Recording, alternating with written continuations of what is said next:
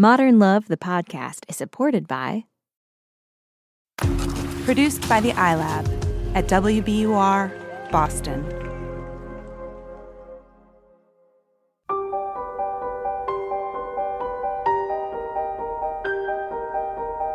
From the New York Times and WBUR Boston, this is Modern Love. Stories of love, loss, and redemption.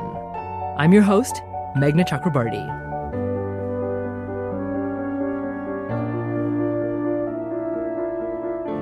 When she was 27 years old, Stephanie Saldaña thought she'd found her calling. But at a monastery in the Syrian desert, she discovered that calling was something very different than she'd imagined. Stephanie's essay is Signs, Wonders, and Fates Fulfilled. It's read by Linda Cardellini, known for her work in Bloodline, Mad Men, and Freaks and Geeks. The first time I saw Frederic, he was wearing a long monastic habit and carrying a battered teapot. "Would you like some tea?" he asked. When I said yes, he smiled and lifted the teapot high, tipping it slightly so the tea poured in a long, steaming arc. The man clearly poured a lot of tea. At 27, I had just arrived in Syria on a year-long fellowship to study the Prophet Jesus in Islam. I was living in a dilapidated room in the old city of Damascus, with decaying wooden doors, a non-flushing toilet, and a 73-year-old Armenian neighbor. This was 6 years ago, when refugees from the war in Iraq were flooding the city, and my Arabic studies were progressing at a painfully slow pace. The cacophony of Damascus life exhausted me, not to mention the stream of admonitions from my neighbor. "What? Are you wearing that outside? People can see your legs." "What? You're from Texas?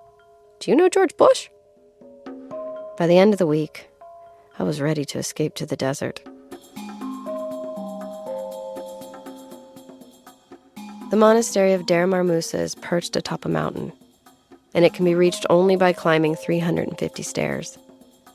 The monastery had been built into the cliff some 1,500 years before, and the building occupies a space that appears to be nestled exactly between earth and sky.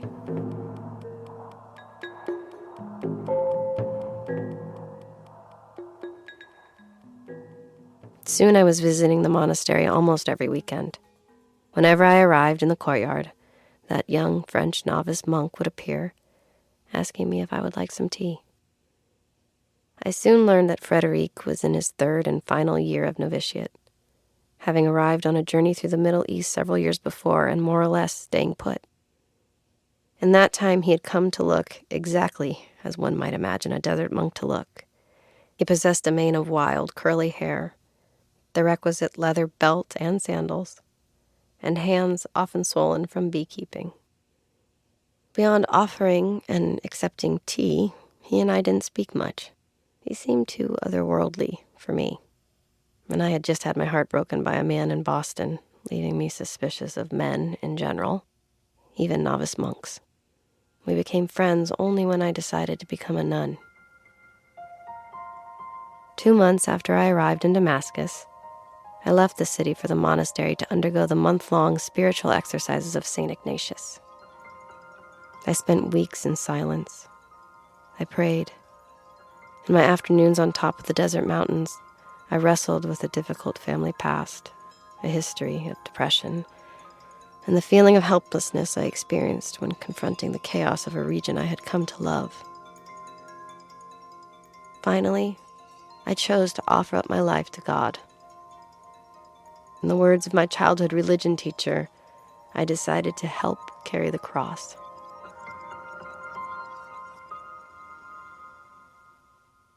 I never knew if God accepted my offer. My body didn't. A few weeks after I decided to become a nun, I grew so sick that it hurt to breathe. I spent 2 weeks in my bed in Damascus waiting to die, allowing my 73-year-old neighbor to ply me with 7-Up, which he insisted could cure any malady, from flu to cancer. My neighbors referred to my illness as the sickness of sadness. When I finally returned to the monastery, Frederic found me sitting alone in the chapel, weak and overwhelmed. He approached quietly and sat near me for a long time. Finally, I began to speak about my month in the desert, about my confusion regarding my decision to become a nun. He listened. Getting up to leave, he said, "I never really thought you should become a nun." "Why?" "Because you don't believe in resurrection." He didn't say it cruelly. In fact, he sounded sad. "What do you mean?" "It's simple, Stephanie. You don't love your life." And I didn't. Not the life I had left behind in America, and not the life I had assumed in Syria. But I wanted to start. That February, in Damascus, I set out in search of beauty. I studied the Quran, pausing to hear the music hidden in the verses. I watched children playing at the Umayyad Mosque at dusk, their bodies glowing golden as the sun set on the marble tiles. I began to speak Arabic, delighting in the cadence of the Syrian dialect.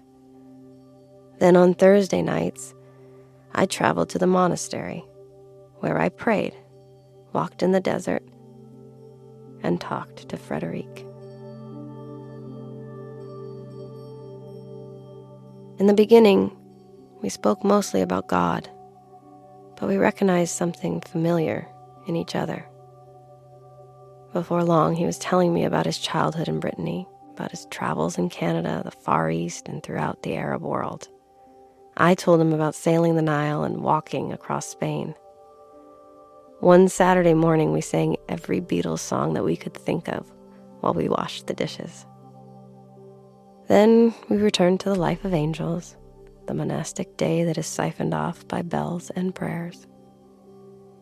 That evening after the meditation, when Frederic picked up his guitar to play the hymn before Mass, instead of Alleluia, he played the Beatles' Blackbird. I knew he was telling me a secret. There is no graceful way to fall in love with a man already engaged to God. By April, Frederic and I knew that our relationship had passed the border of friendship. I blamed myself. Was I trying to compete with the divine? Was I temptation embodied like those evil women who seduced monks in the legends of the Desert Fathers? For his part, Frederic tried to make sense of our relationship from the world in which he lived. Remember, Stephanie, this is a spiritual love, like the love between St. Francis and St. Clare. But Claire never daydreamed about retiring to a farmhouse in the French Alps with Francis and having 3 children. "It's clear we're meant to be together," he insisted. "But I've already been called to be a monk. Maybe this is God's way of telling you that you should be a nun after all." But if there was anything that I was certain of now, it was that I was not meant to be a nun. For months, I had agonized over whether or not I had a calling. Yet from the moment I fell in love with Frederic, I had never questioned the truth of my emotions. I knew for the first time in my life that a calling felt like this.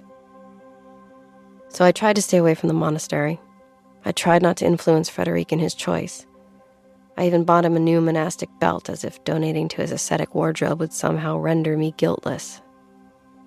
He called me most evenings. And though we spoke of little other than studies and prayers, we knew that we did not want a day to pass without hearing from each other. One afternoon, he asked me to teach him the Quran.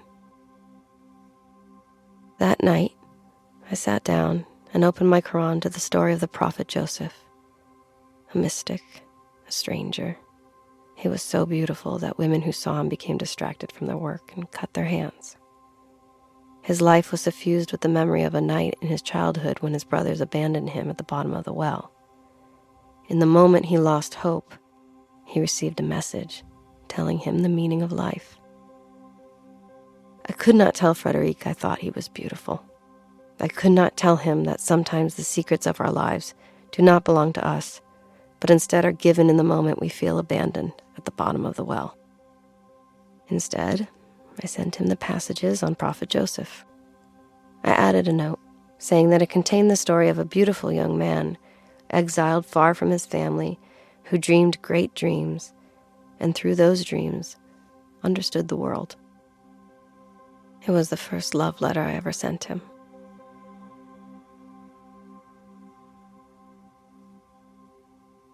For the next 2 months, Frederic and I courted each other through Quranic love letters. I hoped he would learn about me through the stories that I loved. I waited. I lighted candles, and then felt terrible about asking God for this favor. I tried to study. Most of all, I wrestled with the uncomfortable fact that Frederic was a novice monk who believed deeply in his vocation. But he was also in love with me. It was as though, he told me, he had been given 2 callings, and then asked to do the impossible. Choose between love and love. He decided to ask God to send him a sign. My lasting memory of that summer is of me in a crumbling room in the ancient city and Frederic in the desert, both looking out our windows for signs. For a few weeks, everything became miraculous. Ceramic tiles on an old building, children holding hands. On one of my last days in Syria, Frederic passed me on the stairs of the monastery and handed me a note. Maybe God finally spoke. I met you. I returned to America as planned, and the next month Frederic traveled to India to make a choice far from the influence of abbots, monks, and me. He wished to be invisible, so he wore his ordinary clothes. In a crowded train station in Mumbai, he boarded a train to Kerala. Soon, the countryside was flying past. He wrote in his notebook, "I can feel a miracle coming." The train slowed at the next station, and 2 elderly nuns boarded, followed by a young Indian girl. How strange to see them here, he thought. They looked for the number on their ticket. It was next to his seat. The 2 nuns approached him. "Are you going to Cochin?" they asked. "Yes." "Then can you please take care of her? She's traveling alone." Frederic nodded. It was quiet for a long time. When the train started moving, the girl glanced at him. "Where are you going?" he asked her. "I was a novice in a Carmelite monastery for 3 years," she said. "And now I've decided to leave and return to my family." He looked at her in disbelief for a moment, and then smiled.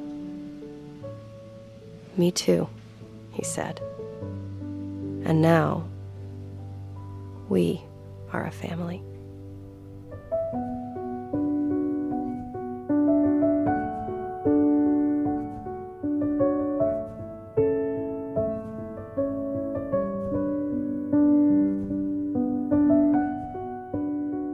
That's Linda Cardellini reading Stephanie Saldaña's piece, Signs, Wonders, and Fates Fulfilled. We'll hear more from Stephanie after the break.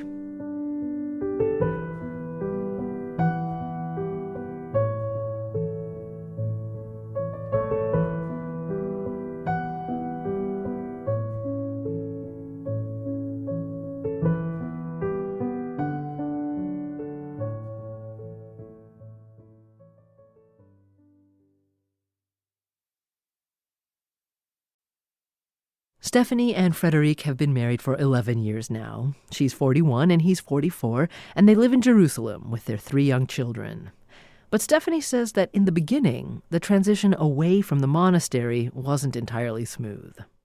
I had this unrealistic expectation that Frederick, after 3 years living in a monastery in the desert, was just going to come into the world and be like anyone else. But the fact is that he was still a novice monk. And we would always joke that God was somehow like the other person in our relationship, that the kinds of things in other marriages that somebody might worry about another woman, that I would find things that would show that he was thinking about God. So sometimes if I was doing the laundry, I would find prayer beads in his pocket. He was always asking to go on retreats, and I would always tease him and say, if you're going to go out on a retreat with God, you need to take me on a date as well. But in time, he never really stopped being a novice monk. He just changed and brought that spiritual life into our marriage. And when they had children, Stephanie says it showed them a different kind of holiness. Both of us were drawn to the monastic life. And there can be a kind of perfection which can come with the monastic life, to live like the angels, they would say. And then we came into the world and we had these kids, and our life is just so beautifully messy. And it's the most beautiful thing, and to discover a different kind of sanctity, I would say, in that messiness has been the greatest gift of having a family. Stephanie and Frederic left the monastery of Der Marmusa in 2005. Since then, they've watched the Syrian civil war devastate the country where they first met. We wish we could go back for an hour, for a day, drink another cup of coffee, be next to the people that we loved, walk in those streets, this country which gave me the man that I love, gave me the Arabic language that I speak every day, gave me my faith in that monastery. And Stephanie says that although her essay is about her and Frederic falling in love, there's a hidden character who's behind almost every sentence, Father Paolo Dall'Olio. Father Paolo was the man who built that monastery again. He revived it in the desert. He's the man who sent Frederick off to make that choice in India. He's the man who married Frederick and I. When the war started, he spoke out against the government and was forced out of the country. But exile was very, very difficult for him. And in 2013, he decided to sneak back into the country in order to meet with a man who was still relatively unknown at the time, named al-Baghdadi, and to try to negotiate the release of hostages. And he never returned. Stephanie says that at first Father Paolo wasn't eager for her and Frederic to leave the monastery, but he still traveled to France to marry them. And there are these pictures of me coming down the aisle and my father lifting up the veil. And in the picture you can see Paolo there, my spiritual father. And you can see my real father, who passed away just the year before Paolo disappeared. And there's a sense that both of them are giving me away. Paolo would say, this is the poverty of the monastic life, is that you love people and yet you let them go to live their lives. And Stephanie says that the story of the girl Frederic met on the train is something they've come back to again and again. In the early years, that was really his miracle.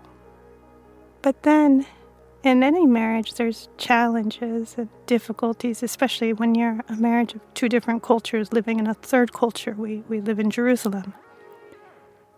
And there were many times when I was having difficulty, and I would tell myself, don't worry, an angel appeared on a train.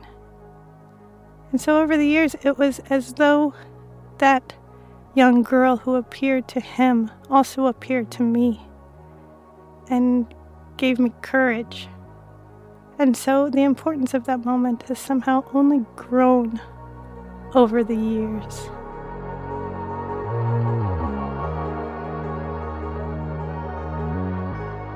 That's Stephanie Saldaña.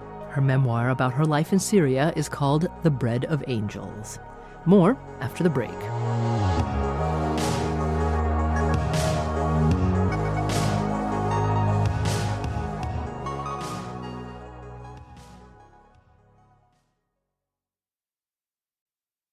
Daniel Jones, editor of the Modern Love column for the New York Times, says this essay shows that people look for signs to help them make difficult choices.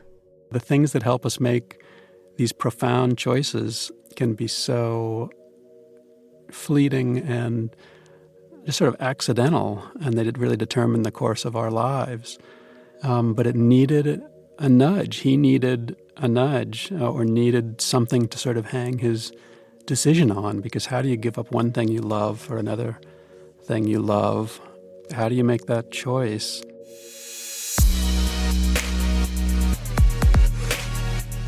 And here's Linda Cardellini. I thought it was so beautiful, and I think there are a lot of mysteries about life. One of those being love and the other being God. And I thought this was an interesting way to speak to both.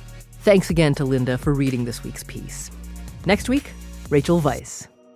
What once seemed like a bleak choice between losing my soul or losing my most cherished friend was in fact a lesson that true love is the only thing that could save me. Modern Love is a production of the New York Times and WBUR, Boston's NPR station. It's produced, directed, and edited by Jessica Alpert, John Parati, Caitlin O'Keefe, and Amory Sievertson. Additional sound design by Paul Vikas. The idea for the Modern Love podcast was conceived by Lisa Tobin. Iris Adler is our executive producer. Daniel Jones is the editor of Modern Love for the New York Times and advisor to the show. Music for the podcast, courtesy of APM. I'm Meghna Chakrabarti. See you next week.